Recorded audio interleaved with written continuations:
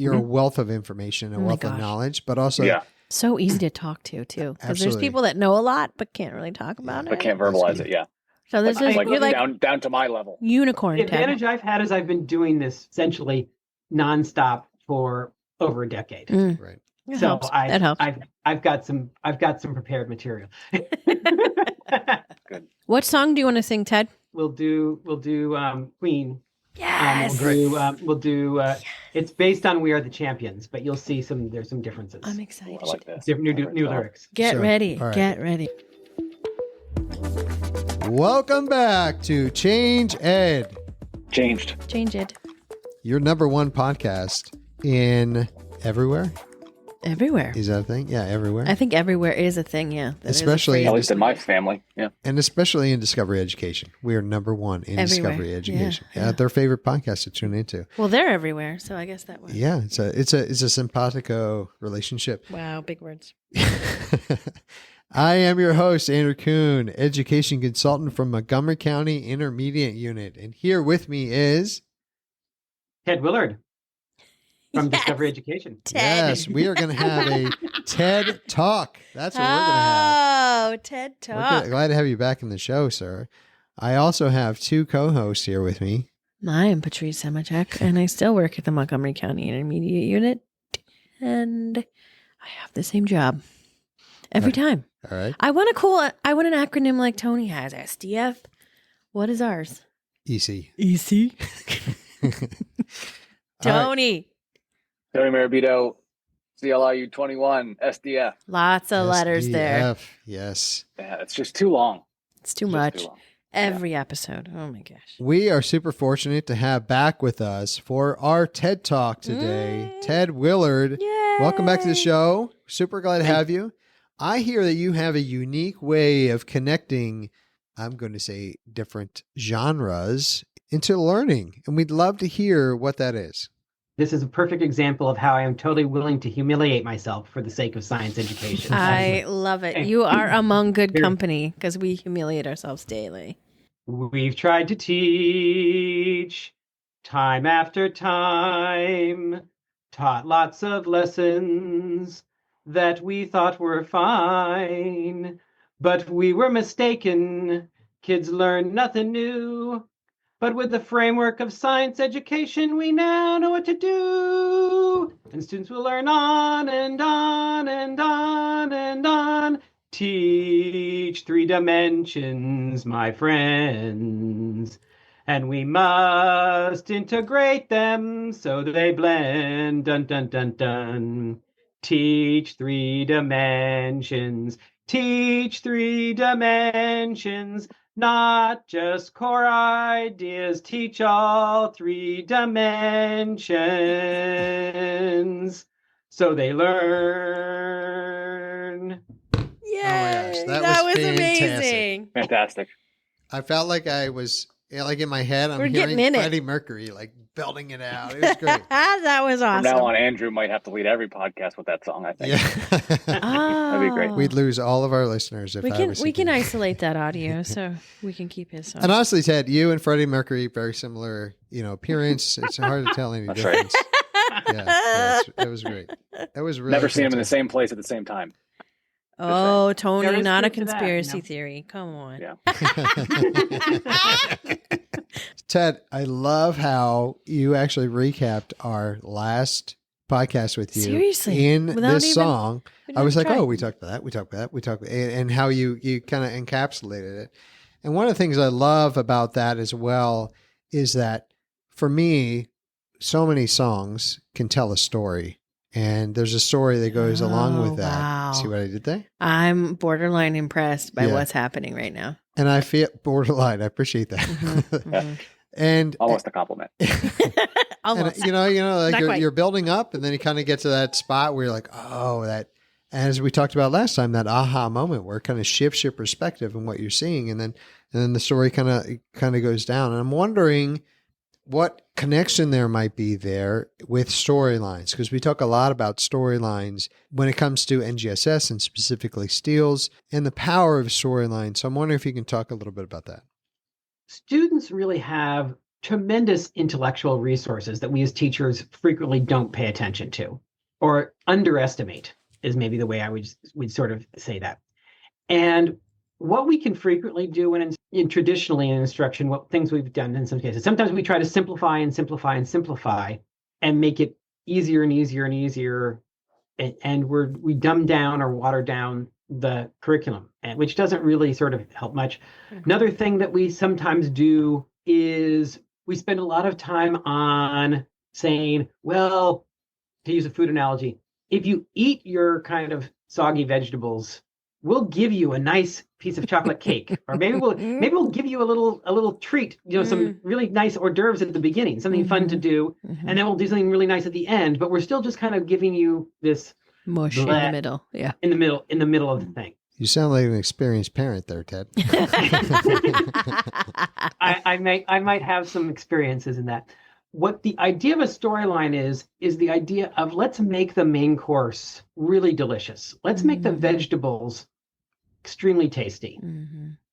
Let's give students a reason to do the things we want them to do. So again, this idea of students have the intellectual abilities. If you think about, as a parent, if you have done this, or you can probably, as a teacher, you've probably had this with your students. Think about when your students have tried to persuade you to do something. How powerful their ability to engage in argumentation is. We think sometimes kids can't remember what they did yesterday in class, but let's face it, if you said back in September that on the last day of the semester before this winter break, you would do such and such thing, they will remember that 3 months later and tell you that. Sure will, and remind you. Okay? So the point about this is that we need to find a way to have kids actually care about what they are learning. And so how can we do that? And the idea of a storyline is really focused on that. The storyline starts with some initial event, some phenomena that you show students that they're, and I think I said that some of this last time, but this idea of that, I'm curious about that. I care about understanding that. I know what's happening there, but I don't know why it's happening, but I want to know why. And so taking that and then bringing that forward in terms of, well, now I want to understand that. I have questions about that. And so we can list out questions that students have that students care about.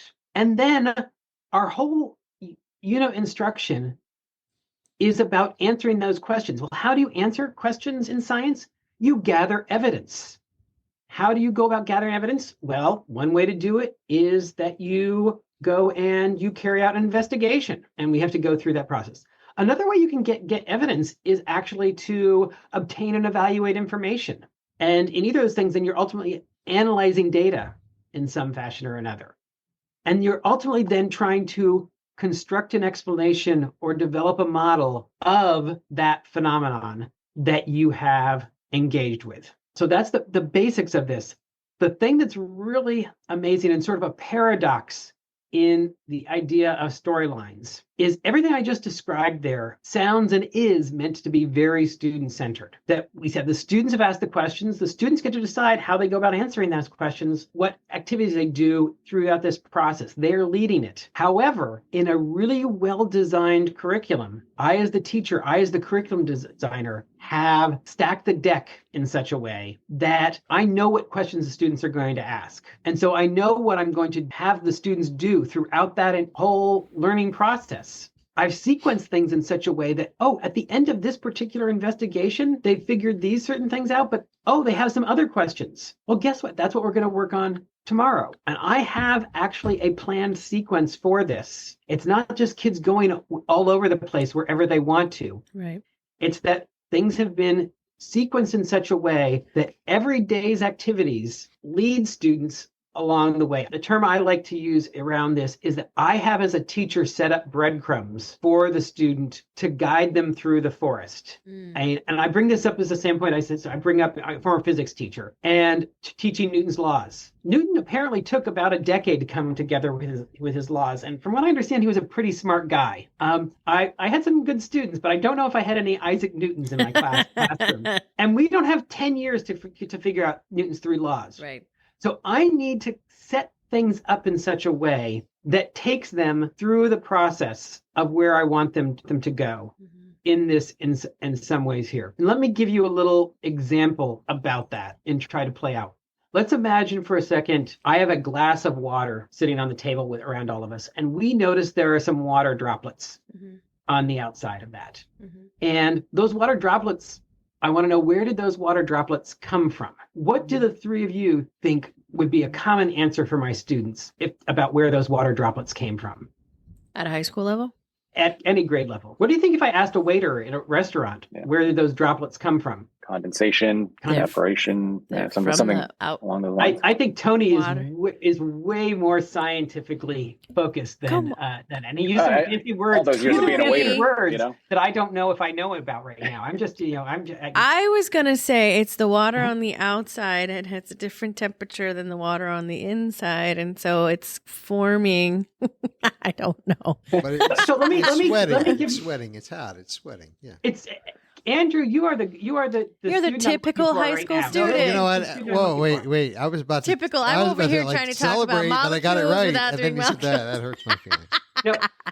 I really want to play with this again. A lot of people will say this water came from inside the glass. Okay, and I want to stop for a moment and have you think about how good that answer is.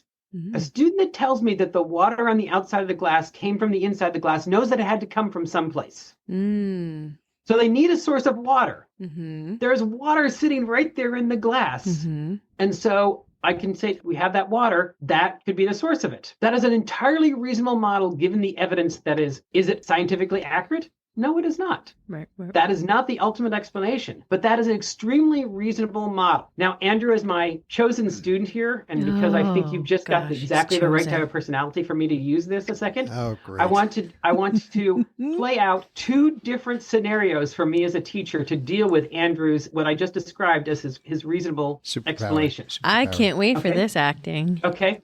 Andrew, where did the water come from on the surface of the glass? He just told you. Inside. Example 1. That's wrong. That's wrong. Ted. Water actually. That's wrong. Is in air around the glass, and the glass is cool, so the water that's in the air condenses on the. So let me point out for you, okay, in what I've learned here, the research in science education says that is not the best way to deal with a student who provides that explanation.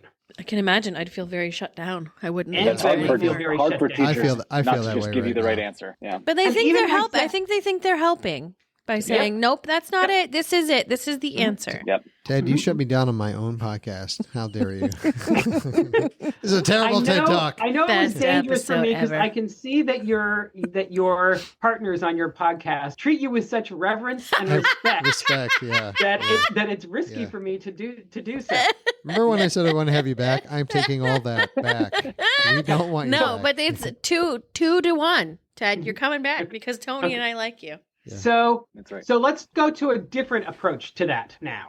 Okay, Andrew, you've told me now that the water came from inside the glass. That is a very interesting model that you have for explaining this phenomena. But let's test that model out for a second here.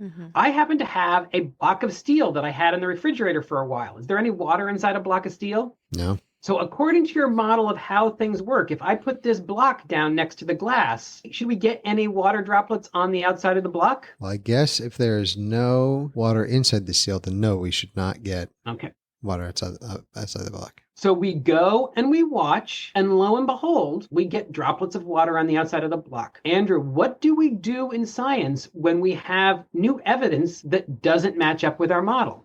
Well, we'd have to update our reasoning and maybe our explanation. Gotcha. And so this is how I think of as phenomena as the little breadcrumbs that we can provide students to move them from one understanding to another, and how storylines in many ways work out, that we are trying to not tell students that they're right or wrong. We're giving students phenomena and evidence for them to make decisions about their models and to move more towards the scientifically accurate understandings.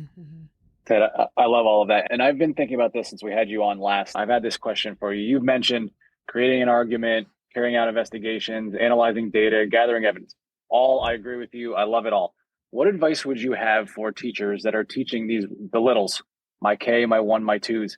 How in the world do I get 5-year-olds that can barely sit in their chairs to think in this way? Because I feel like that can sometimes be daunting if us, meaning me, Andrew, Patrice, people that are trying to help teachers learn this new style of teaching, like what can we do to help them? And what advice would you give to teachers just starting out? I'll start with the aspect of those K2 students are in some ways some of the best students in this whole process. They are the ones who are always looking around the world and asking questions and wondering, really, if you want to get into it, I'll say as a former high school teacher, try to get 10th graders willing to just kind of throw out guesses, or middle school students try to throw out a guess that they could be wrong about. That's a sort of a different challenge here. Or that I'm not going to automatically tell a student you're right or wrong. I guarantee you, teachers out there, as you try to make this shift, some of your students, the students you think of as your best students, are going to push back at you. Your quote best students are very good at playing the game of school, as I've talked about last time. Yes, they are. This new way of instruction will upset them to begin with. So the young kids are very interested in learning about this, trying to get a sense of these things. What teachers need to learn to do is not just, here's the answer. Young teachers are also big on vocabulary. Okay? Let me imagine for a second, I have a ball in my hand. Actually, I have a ball in my hand. And I drop that ball, and students ask, why does that fall? I could say gravity. Okay? And then students know to say gravity. I could just as easily say magic. I've not given students anything that's helpful other than they feel like they have an answer now, but they don't really know anything. They just know what to say in that time, and they don't know what the word gravity means other than it's what you say when you're asked what is something fall. What if instead of I said that, I said, why does it fall? Well, actually, the neat thing is that the earth pulls on it. And when I hold it, I'm pushing up a little bit to keep the earth from pulling down on it. Or when I sit on a table, it's doing that. But if it rolls off the table, it falls. And it's all, the earth is always pulling on it. And we talk about that for a couple of days. And then we finally get to, hey, I found out that there's a term for this pull of the earth on things.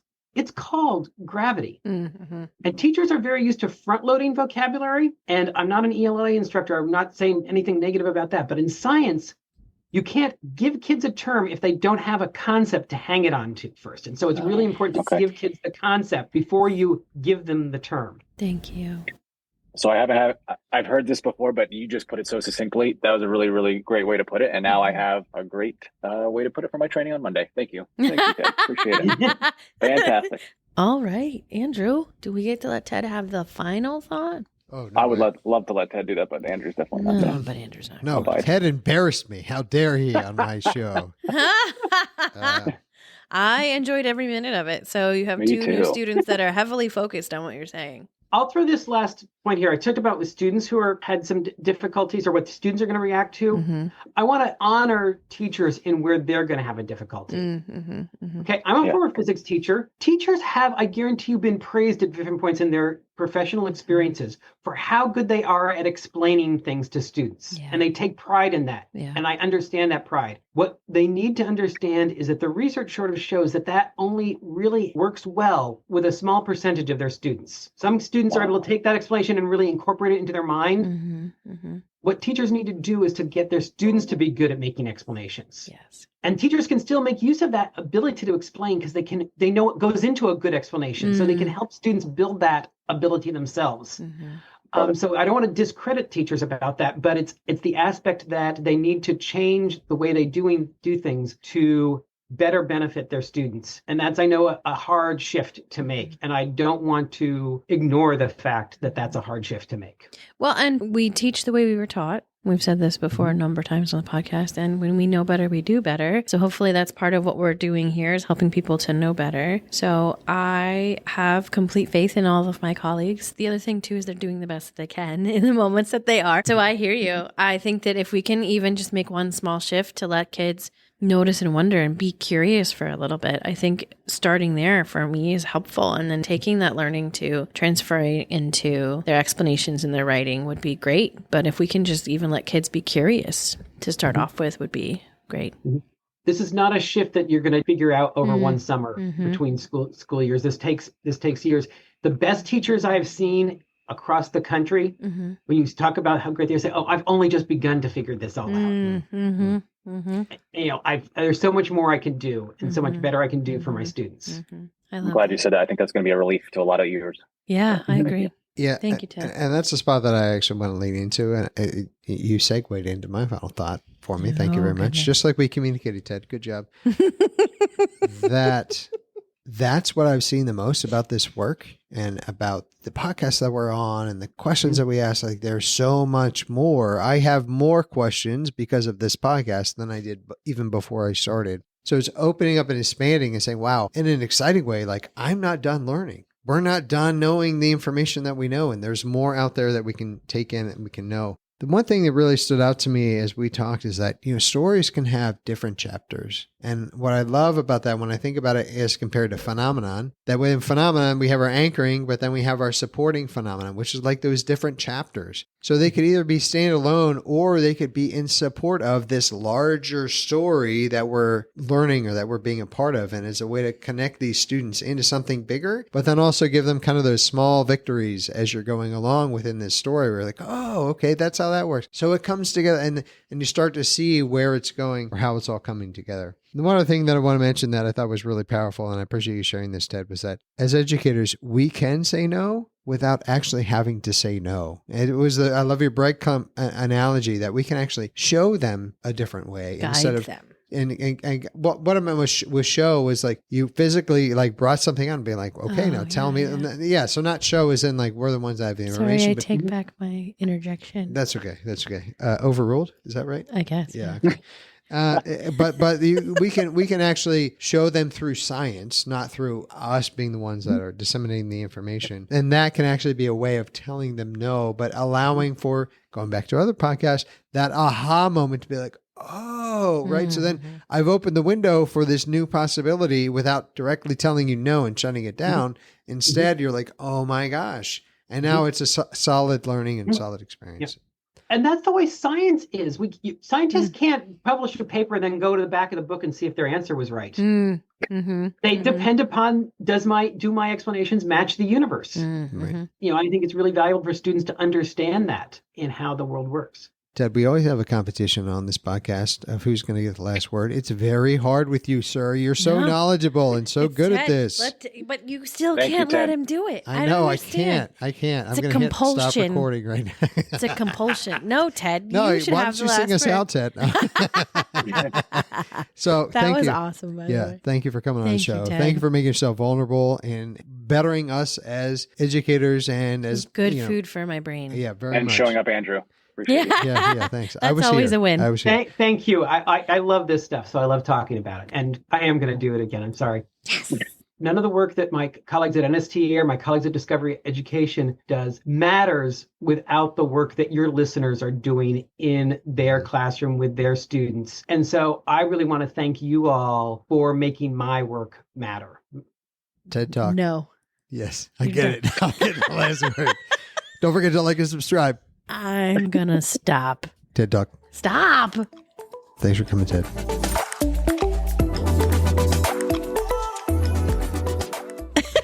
Thank you. Thanks, Ted. That was so awesome.